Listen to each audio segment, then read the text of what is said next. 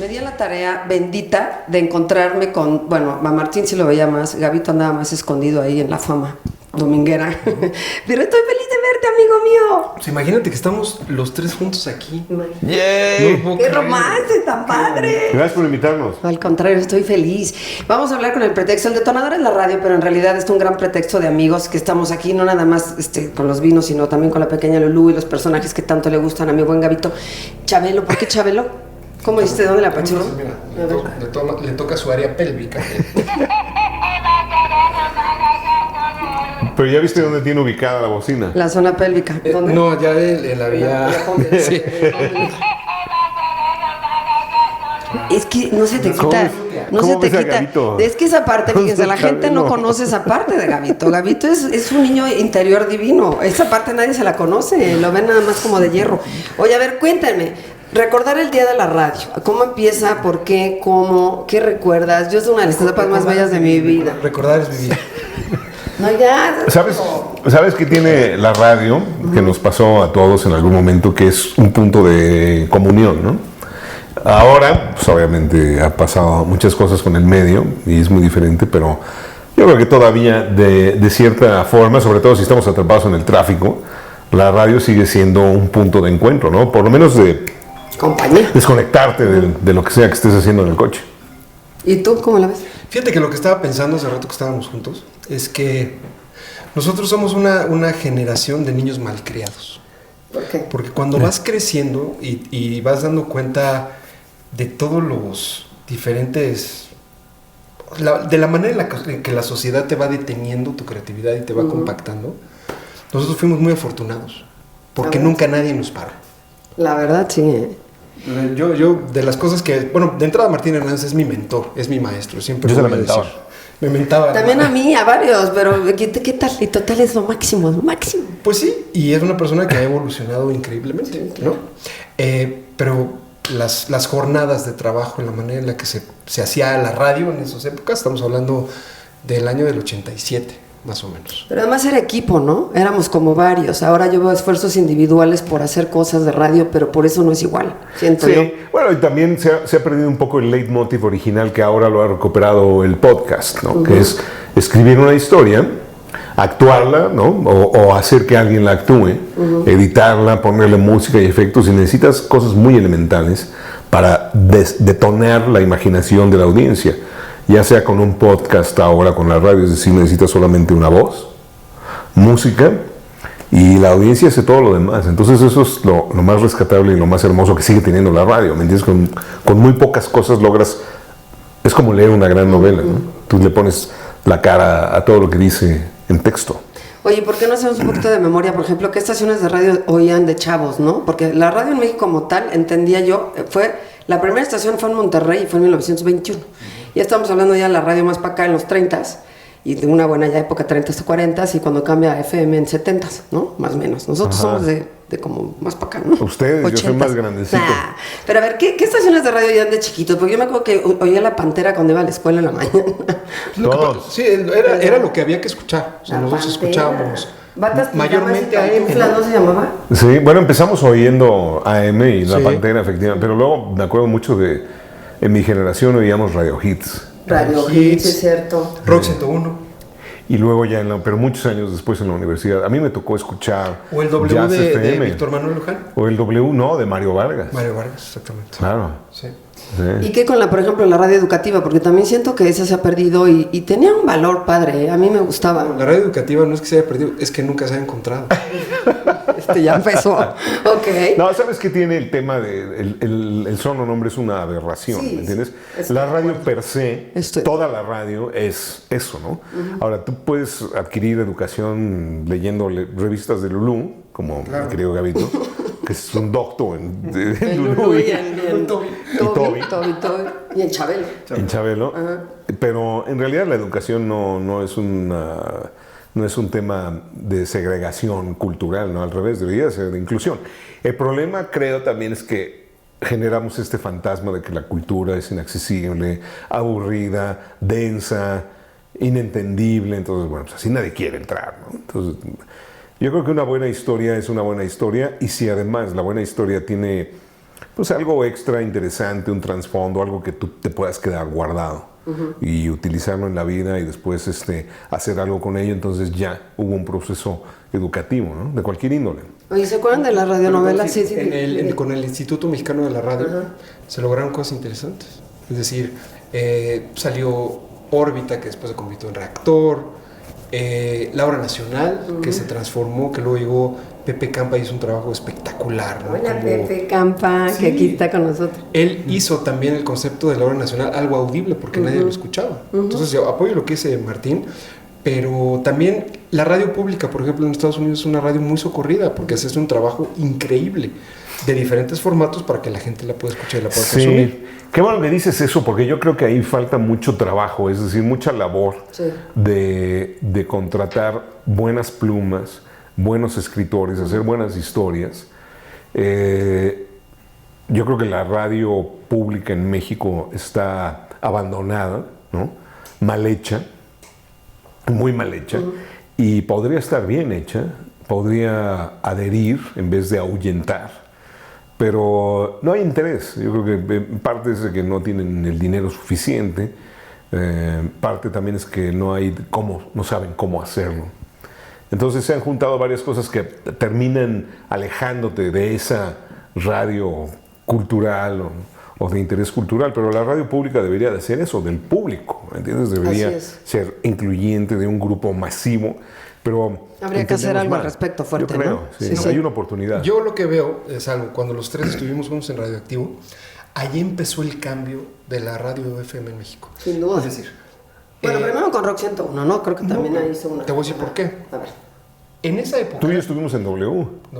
Sí. Pero no pasó lo que pasó después. O sea, en Radioactivo nosotros nos tocó ver cómo iba a empezar la alternancia en el poder en México. Sí.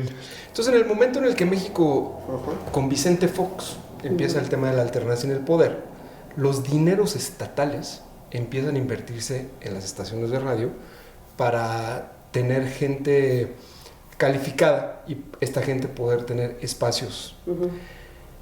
Y allí la radio musical se transforma a radio hablada, formalmente.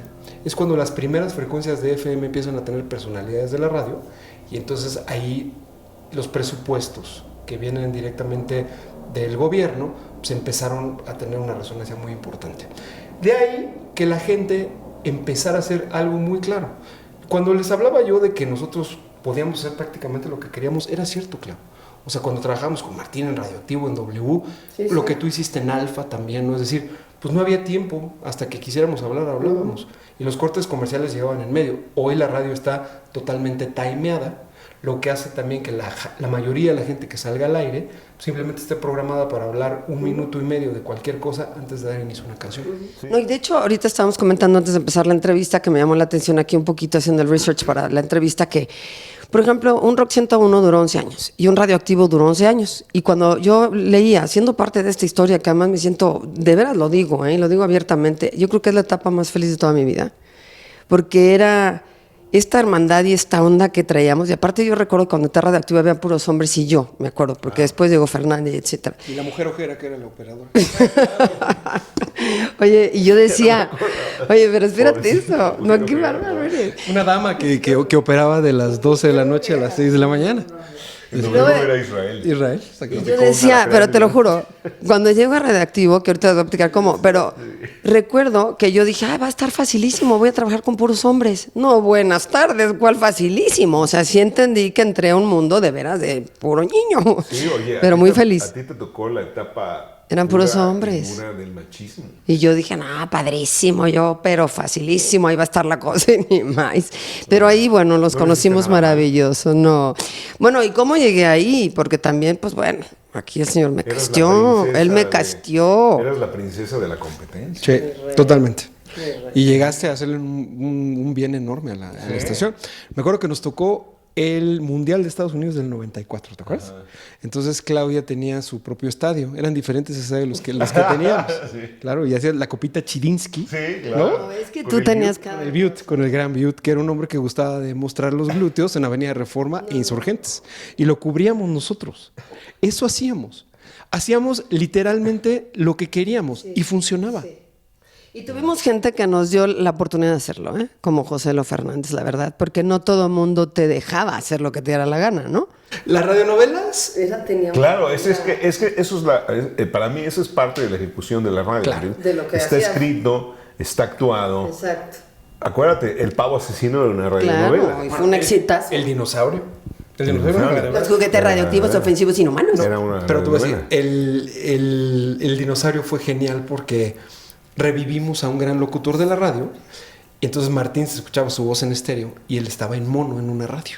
Y era también un diálogo increíble que ocurría entre los dos mientras poníamos la música. Yo no me acordaba de eso. Claro. Y te voy a decir una Claro. cosa, ¿no? O sea, sí me acuerdo de César Alejandro y del dinosaurio. No me acuerdo que era Era estéreo mono y y con mono. estéreo, claro. Porque él venía de la M. o sea, las exigencias de la producción. Eso se le ocurrió a este loco. ¿Sabes cómo Es empezó que a trabajar? también, sí, a ver, ¿Sabes cómo hablemos de empezó a Gabito, trabajar? a ver. Era un niño de Estaba bien 15 años, chiquito. 14 años. Oye, pero sabía muchísimo de música desde que llegó. Pues tú estabas ahí en sabía la de todo, programación. pero por lo que entró es porque hablaba al revés. ¿Cómo? Sí, habla al revés. Yo no sé si sigue ¿En serio? hablando al revés. A ver. Entonces, hacía cualquier cosa y le decíamos, a ver, dinos algo y lo Nada grabamos. de ni tram. Lo Está grabamos canijo, y lo ¿eh? poníamos playback al revés la cinta. Y decía Martín Hernández. Exactamente. Pero, Qué habilidad, una sí. conversación larga. Entonces, espérame, eso era un freak show. No, lo realmente freak show es que se inventó, como ha sido toda su vida, dónde encontrar algo y hacer algo. Dijo, yo puedo quedarme a trabajar con ustedes. Voy a encontrarles noticias, les voy a hacer un guión. Y se inventó su chamba. Y ¿A qué edad llegó? Es una, pues, te digo, Yo tenía... 14, 15 no, años. tenía... Pobre Lulú. Perdón, pobre Lulú. Yo tenía 17 años. Iba yo en segundo de prepa. fíjate. Y así fue como empecé a O sea, tú trabajar. los oíste y un día te acercaste a W. Es que yo oía a Martín Sí. todos los días en las mañanas. Pero así llegaste, aquí soy y ya de aquí soy. Yo oía a Martín y la mamá de Alejandro era la mejor amiga de mi mamá. Entonces un día fui a la estación porque era fan.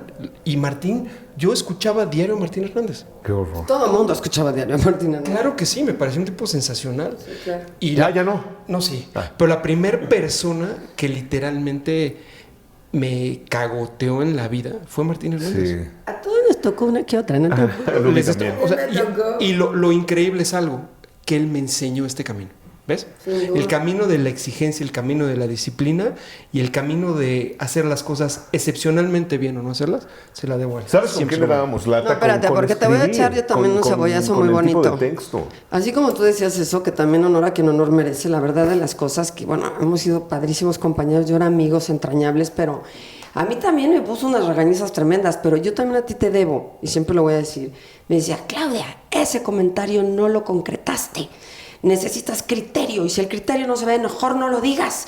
Y yo me acuerdo que yo llegaba a Chichi con Qué José pesado. Álvarez y le decía, pero es que mi criterio no es igual al de él. Y ¿sabes qué? Me quedé pensando siempre, y tienes razón, o concretas una idea, o mejor ni abras la boca. No, dijiste cosas muy valiosas, ¿eh? Hoy Créeme ya que a mí no me lo veo dijiste. así, la no, verdad, pero ya me no- dijiste ya no cosas soy muy así. valiosas que a mí también me formaron, ¿eh? Eso sí hay Ya. que decirlo también. Pero lo que pasa es también, yo entiendo a Martín porque él ha evolucionado. O sea, no podría él tener el mismo carácter y ser la misma persona explosiva de hace 32 años cuando nos conocimos. Pues ya estamos viejitos. Imagínate eso. Yo más que usted. Es un chorro de tiempo y la manera en la que él ha evolucionado y es un referente en lo que tiene que ver con diseño de audio a nivel mundial, nadie lo imaginó en ese momento. Nadie imaginó que Alejandro se iba a ganar 2 Óscares. Nadie se imaginó que Martín iba a lograr lo que ha hecho profesionalmente. Nadie se imaginaba nada de lo que está pasando. Es muy curioso porque para los que nos están escuchando, a lo mejor no tienen por qué caer en la cuenta de esto, pero la ejecución del audio para radio es puramente cinematográfica. O sea, por eso te decía que había que escribir y que contar y poner música y efectos, porque las radionovelas que tú dices que escuchabas con tu abuela, es cierto, es eso. El término de Foley, que se usa en la radio, perdón, en el cine, se inventó en la radio. James Foley hacía efectos de sonido para radionovelas e historias de radio en Estados Unidos. Y ese término se sigue utilizando para hacer ahora incidentales o Foley en cine. Entonces, esto es un claro ejemplo de que la ejecución de los elementos de la radio es la misma ejecución de los elementos del cine. Música, actores y efectos de sonido. Pero es lo que no se está haciendo, ¿no? No mayormente. La radio pública en Estados Unidos lo hace muchísimo. Vamos a ir a un corte porque no quiero que aquí nos corten, porque estoy feliz aquí con esta entrevista y ahorita volvemos. No se vayan.